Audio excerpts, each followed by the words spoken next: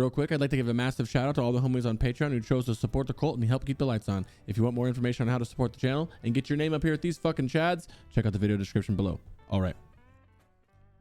First, just like all the bosses in this raid, they're undead or demons. So use all your special stuff like Marks of the Champion, Elixir of Demon Slayer, and whatever else you got. Yada, yada, yada. Let's get started. Position your raid like so, with the heavy importance on the range DPS and the healers being more than 30 yards away from the boss at all times.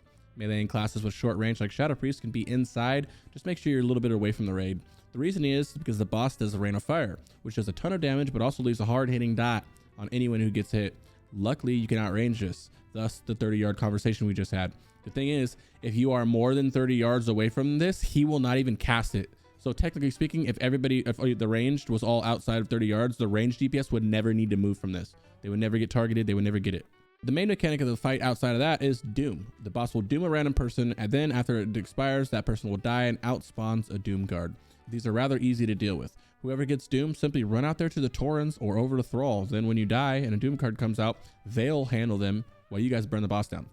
Obviously, if you're having trouble with this at all, just have an off tank, pick the Doom guard up and nuke it down. Oh, and a little tip, get a Soul Stone rotation out ahead of time and Soul Stone whoever gets doomed so they can come back and help pump after they die.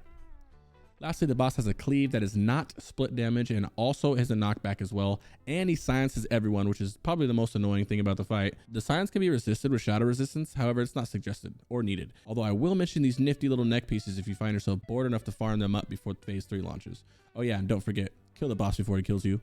Good luck.